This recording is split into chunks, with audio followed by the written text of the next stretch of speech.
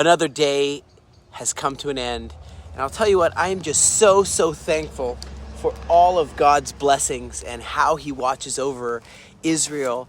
And I'll tell you, I would not want to be Bashar al-Assad, in this situation where he has, lived, a mafia kind of a terrorist life. By the way, I'm going to talk about this box in just a second.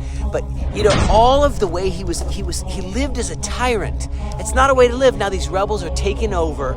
It's fighting, and it's so sad. And it's been going on for a long time. But it's almost like the world is righting itself in some way right now, right? And I'm so happy about the upcoming presidency of Trump and all the people that he's brought in. I know others are not happy with it. We in Israel are happy with it. Bashar al-Assad, he's the president there, and he reportedly reached out to us, and he said, hey, you're good fighters in Israel. Will you help me remove the jihadi threat in Syria? Because they took over Aleppo. And in return, he said, I'll move out the Iranian military and all their proxies for my country. Now, I don't know if it's unsubstantiated. I don't know if that's true. But if it's true, that is amazing. And now, what really pains me, though, is and the sun's going down, I'm going to make this fast, is how, certain world leaders said Israel violated the ceasefire. That's not true. What happened is Hezbollah, who can't be trusted, they're terrorists, they violated again and again the ceasefire. They shot us, and they moved troops, and they moved missiles, and they shot missiles, and so we had to respond. And so that's what's happening. IDF is confirming that we launched operations only in response to the blatant violations of the ceasefire agreement that Hezbollah did. But somehow I heard that we were blamed somehow. They have entire missile manufacturing sites where terrorist infrastructure was used for weapons smuggling and moved it to a place where they were going to shoot our kids, and that is not okay. And so we said enough is enough with violating the ceasefire, and we have to act, and we did. Now, what I'm really glad about, and I'm going to get to this in a second, is that the whole entire ball of yarn is unraveling. If you can see it, it's unraveling. And peace and security will return, and that's biblical. I'm not going to talk about that right now, but it will.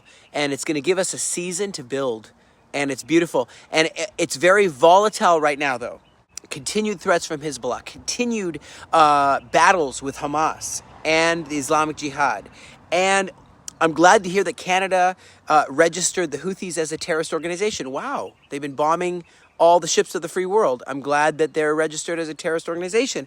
Other countries also said the Houthis are a terrorist organization. Just so you know, Bashar al-Assad is essentially, the IRGC helped him stay in power as a Shiite Alawite, which is a minority government. And so what we have is there's a lot of uncertainties about what's going to happen. Will Damascus fall? If it does, and there's a unity of Turkey, Persia, and Russia, and others, we're living in very, very interesting times, to say the least. Now, I thank you guys so much for yet another. Now, these are, what is it? Is it $15,000 for one of these? I'm not going to open the whole thing, but I want you to know that the Evo Max, it is a thermal drone, yet another one in the list of drones you've been able to give. Thank you so very much for helping us get the Evo Max. Even this very little laser pointer is such a help. Thank you so much for making it possible for us to defend ourselves. Looking back to the ancient text called the Bible, really, you can be so encouraged. Reading Exodus 14, verse 13 through 14, you see Moses in between a rock and a hard place. Well, a rock and the Red Sea. And he says, don't be afraid. Stand still, stand firm, and you will see the deliverance the Lord will bring you today. And the Egyptians that you see today, you'll never see again. Isn't that true?